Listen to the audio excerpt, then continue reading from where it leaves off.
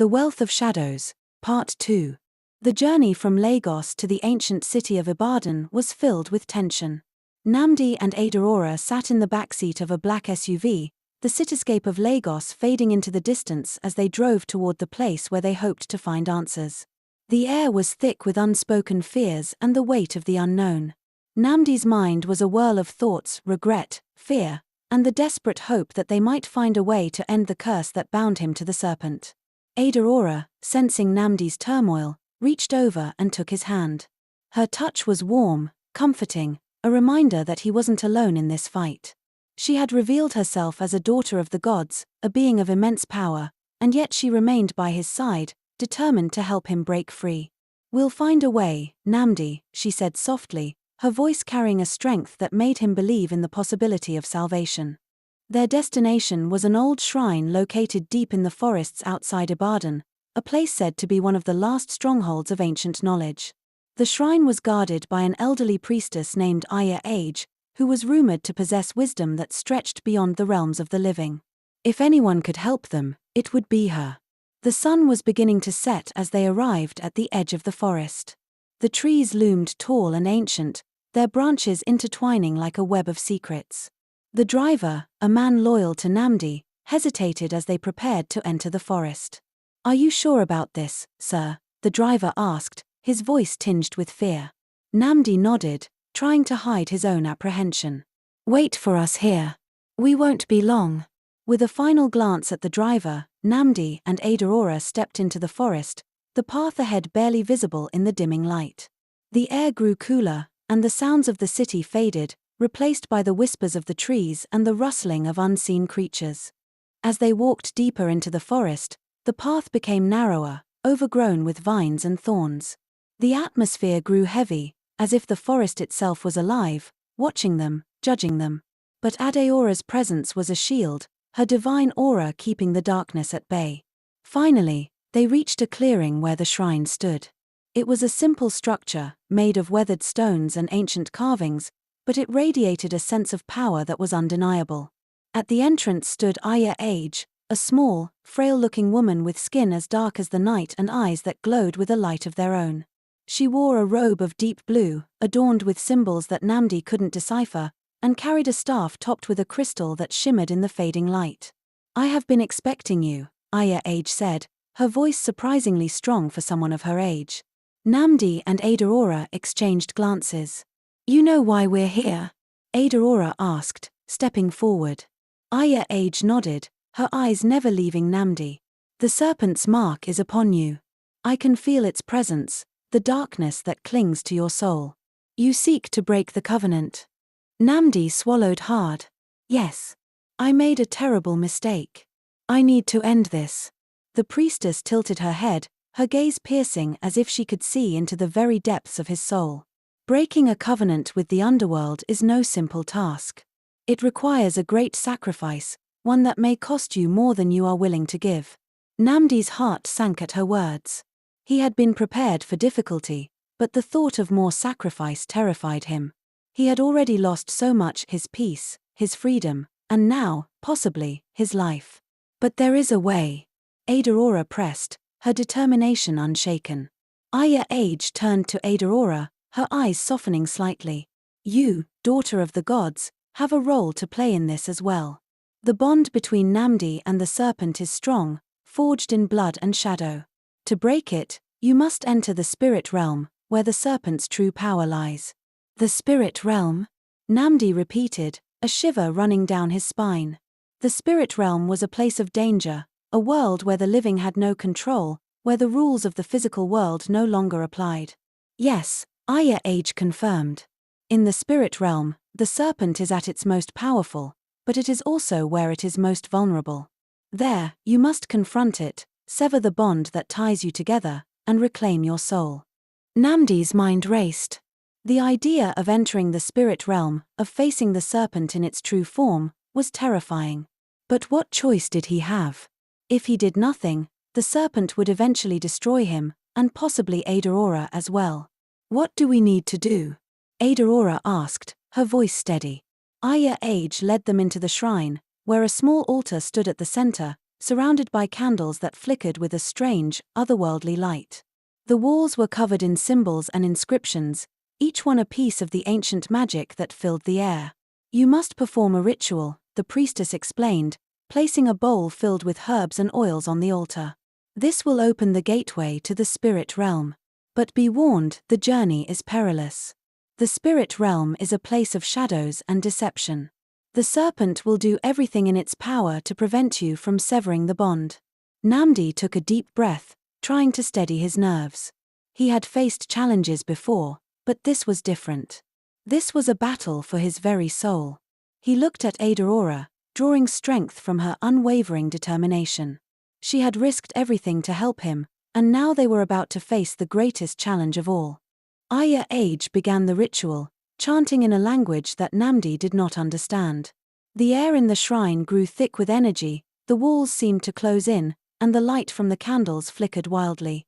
The herbs and oils in the bowl ignited, sending up a column of smoke that swirled around them, wrapping them in a cocoon of power. Namdi felt a pull, a tug at his very being, as the gateway to the spirit realm began to open. The world around them blurred, the physical world fading away as they were drawn into the shadows. He reached out and grabbed Adeora's hand, holding on to the one solid thing in this shifting, uncertain reality. The transition was swift and disorienting. One moment, they were in the shrine, and the next, they were standing in a world of darkness and mist. The spirit realm was a place of strange beauty and terrifying danger. The ground beneath their feet was solid, but the air was thick with an oppressive energy. The sky above was a swirling mass of clouds and shadows, and in the distance, shapes moved, creatures of the spirit world, watching them with glowing eyes. "We're here," Aurora said, her voice a whisper in the silence. "Stay close to me, Namdi. This is where the serpent is strongest." They moved cautiously through the mist, the landscape shifting and changing around them. The spirit realm was a place where nothing was as it seemed, where reality was fluid, and the line between friend and foe was blurred. As they ventured deeper, the presence of the serpent grew stronger. Namdi could feel it, a coldness that seeped into his bones, a darkness that whispered to him, trying to lure him into despair. The bond between them was palpable, a chain that bound his soul to the creature lurking in the shadows. Suddenly, the mist parted, revealing a vast, shadowy plain. At the center of the plain stood the serpent, its true form revealed in all its terrifying glory. It was massive, its body coiled and ready to strike, its scales glinting like black diamonds. Its eyes, glowing with a malevolent light, locked onto Namdi and Aurora as they approached. "You dare to challenge me here, in my domain," the serpent hissed, its voice echoing across the plain. "You are nothing but a foolish mortal, bound to me by your own greed."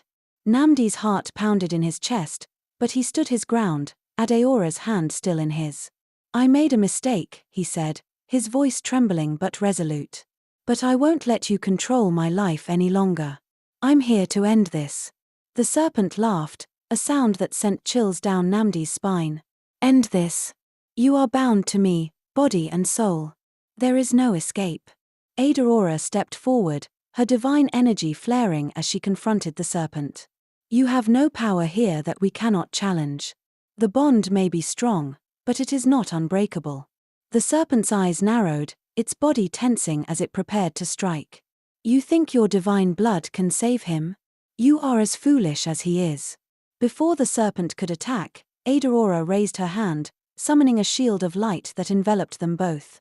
The serpent struck, its fangs clashing against the shield, but it recoiled in pain, hissing in fury. Namdi, seeing the serpent momentarily weakened, knew this was his chance. The bond that tied him to the creature was like a chain around his soul, and he could feel it, tangible and real, here in the spirit realm. He closed his eyes, focusing all his will on that bond, imagining it breaking, shattering into 1,000 pieces. The serpent, sensing what he was doing, roared in anger. "No. You cannot break what has been forged in blood." But Namdi did not stop. He poured all his strength, all his regret, all his determination into that bond, willing it to break, to set him free. The ground beneath them shook, the very fabric of the spirit realm quaking under the force of his will. The bond began to fray, the chain unraveling as Namdi's soul fought for freedom.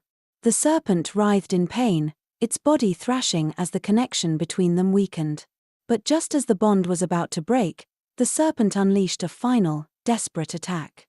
It lashed out with its tail, striking Namdi and sending him flying across the plain. Aurora cried out, her shield faltering as she rushed to his side. The serpent, weakened but not defeated, slithered closer, its eyes burning with rage. You may have weakened the bond, but you have not won. This is far from over.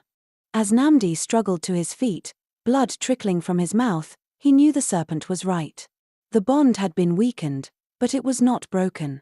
The battle was far from over, and the cost of victory would be higher than he had ever imagined. Aurora helped him stand, her eyes filled with worry. Are you all right? Namdi nodded, though his body ached from the serpent's attack. I'm fine.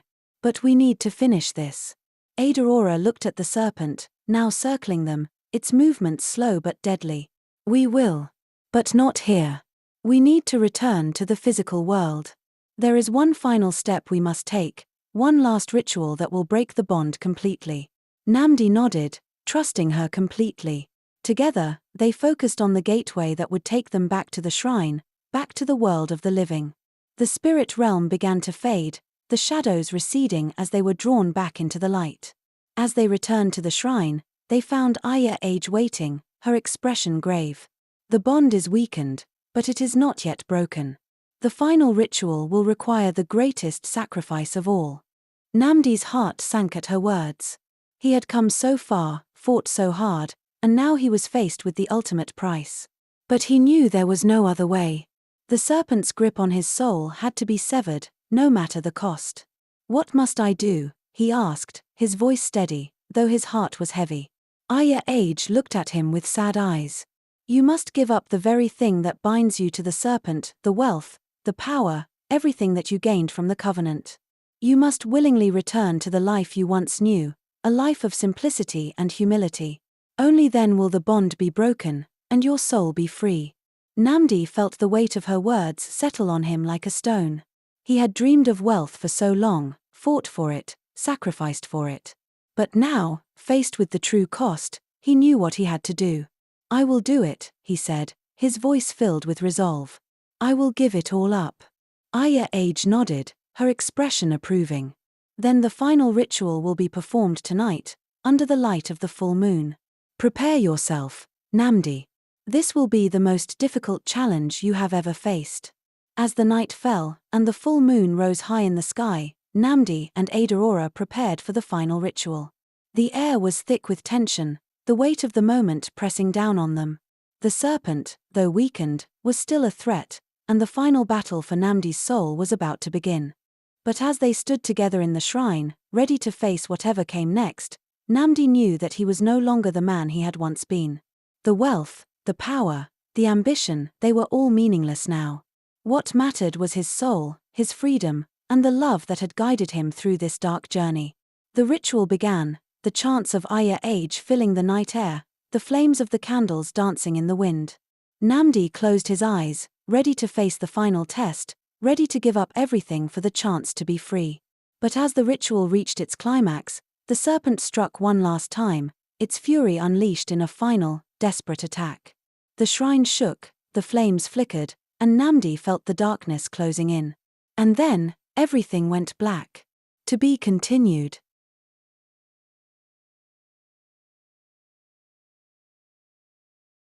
Tales by Ebby.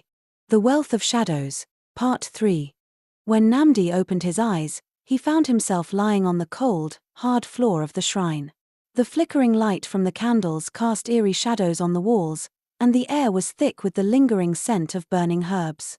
He struggled to sit up, his body aching from the serpent's final attack. His head pounded, and his vision was blurred, but he could feel that something had changed, something deep within him. Aurora was beside him, her face etched with concern. She gently helped him to his feet, her touch grounding him in reality. You're okay, she whispered, her voice a soothing balm to his frayed nerves. It's almost over. Namdi looked around the shrine, searching for the serpent, but it was nowhere to be seen. Aya Age stood at the altar, her expression unreadable, her hands steady as she continued the final incantations of the ritual. The air crackled with energy, a power that seemed to be building toward something inevitable, something final. The bond is nearly broken, Aya Age said, her voice cutting through the tension. But the serpent will not go quietly. There is one last thing you must do, Namdi. Namdi turned to her, his heart heavy with the weight of what was to come. What is it? Aya Age stepped forward, her eyes locking onto his. You must face the serpent one last time, in its true form, and renounce the wealth and power it has given you. Only then will the bond be completely severed, and your soul be free. Namdi felt a shiver run down his spine. The serpent had already attacked with all its might, yet it still clung to him, still held onto the remnants of their covenant. To face it again, to confront it in its most powerful form, would be the ultimate test of his resolve. Ada Aura squeezed his hand, her presence a steadying force. You can do this, Namdi. I'll be right here with you. Namdi nodded, drawing strength from her words. He had come too far to turn back now. The wealth and power that had once consumed him now felt like a distant memory, a shadow of a life he no longer wanted. What mattered now was his freedom, his soul, and the chance to live a life unburdened by the darkness that had plagued him for so long. Aya Age began to chant again, her voice rising in intensity, filling the shrine with an ancient power. The flames of the candles grew brighter, casting long shadows that danced on the walls. The air grew thick with a sense of impending confrontation, and Namdi felt the ground tremble beneath him. Suddenly, the shrine was plunged into darkness, the candles extinguished in a single breath. The only light came from the full moon, shining through the open roof, casting a pale glow over the scene. And then, from the shadows, the serpent emerged. It was massive, its body coiled tightly, its scales shimmering like black diamonds in the moonlight. Its eyes, glowing with a malevolent fire, locked onto Namdi with a hatred that was almost tangible. The serpent hissed, the sound filling the shrine, vibrating through the very air. You think you can defeat me? The serpent's voice was a low, menacing growl, echoing in the darkness. You are nothing but a foolish mortal, bound to me by your own greed. You cannot escape your fate. Namdi felt the weight of the serpent's words, the darkness pressing in on him. But he also felt Adeora's hand in his, her presence a beacon of light in the oppressive gloom. He knew what he had to do. I made a mistake, Namdi said, his voice steady despite the fear that gnawed at him. I was blinded by greed, by the desire for wealth and power. But I see clearly now. None of it is worth the price you demand. The serpent hissed, its body coiling tighter, its eyes narrowing. You cannot undo what has been done. The covenant is sealed in blood. You are mine. Namdi took a deep breath, drawing strength from the love and support that surrounded him. He looked the serpent in the eyes, refusing to back down. I renounce you, he declared, his voice strong and clear. I renounce the wealth, the power, the greed. I choose freedom. I choose my soul. The serpent roared, a sound that shook the very foundation of the shrine. The air crackled with energy, the darkness closing in, but Namdi stood his ground, his resolve unwavering. He could feel the bond between them weakening, the chains that had bound his soul to the serpent beginning to shatter. You cannot defeat me, the serpent shrieked, its voice filled with desperation and rage. You are nothing without me. But Namdi knew the truth. He was more than the wealth and power the serpent had offered. He was more than the mistakes he had made. He was a man who had fought to reclaim his soul, who had chosen love and freedom over the darkness that had once consumed him. With a final, powerful surge of will, Namdi focused all his energy on breaking the bond completely. He imagined the chains shattering, the darkness receding, the serpent's hold on him dissolving into nothingness. The shrine shook, the air filled with a deafening roar as the serpent thrashed wildly, trying to hold on to its power. But it was too late. The bond snapped, the energy that had bound them together dissipating into the night. The serpent let out a final, agonized scream as it began to dissolve, its body breaking apart, fading into the shadows from which it had come. Its eyes, once filled with malevolent fire, dimmed, and in a moment of finality, it was gone. The shrine was silent, the air still, the darkness lifting as the full moon bathed the scene in its gentle light. Namdi stood in the center of the shrine, breathing heavily, his body trembling from the effort. But he felt different. Lighter. Free. Ada Aura stepped forward, wrapping her arms around him, holding him close. "It's over," she whispered, her voice filled with relief. "You did it, Namdi. You're free." Namdi closed his eyes, leaning into her embrace, feeling the warmth of her love and the peace that now filled his soul. The wealth, the power, the serpent, they were all gone. What remained was a life filled with possibility, with the promise of love and the freedom to choose his own path. Aya Age approached, her expression softening as she looked at the two of them. "The bond is broken," she said, her voice filled with wisdom and pride. "You have reclaimed your soul, Namdi. The darkness has been banished." Namdi turned to the priestess, his heart filled with gratitude. "Thank you, Aya Age. I couldn't have done this without you, without Ada Aura." The priestess nodded, a small smile playing on her lips. "You have learned the true value of life, Namdi. It is not wealth or power that defines a man, but the strength of his soul, the love in his heart, and the choices he makes." Namdi knew she was right. The journey he had been on, the trials he had faced, had all led him to this moment. He had been given a second chance, and he would not waste it. As they left the shrine, the first light of dawn began to break on the horizon, casting a golden glow over the world. The forest around them seemed more alive, more vibrant, as if it too had been freed from the darkness that had once plagued it. Namdi and Ada Aura walked hand in hand, their steps light, their hearts full. The future stretched out before them, a path filled with possibilities, with the promise of a life lived in love and freedom. As they reached the edge of the forest, Namdi paused, looking back one last time at the place where his life had changed forever. The shrine, the forest, the serpent, they were all part of his past now, a past that had shaped him but no longer defined him. He turned to Ada Aura, his heart swelling with love and gratitude. "Let's go," he said, his voice filled with hope. "Our new life awaits." And with that, they stepped out of the shadows and into the light, ready to embrace whatever the future held. The end. Moral lessons. The story teaches that unchecked greed and ambition can lead to devastating consequences, often at the cost of one's peace and relationships. True wealth lies in freedom, love, and inner peace, not in material possessions. Redemption is possible through courage, sacrifice, and confronting the darker aspects of ourselves. The story emphasizes that the choices we make shape our future, but we always have the power to seek change and find a better path. Subscribe and like for more interesting stories.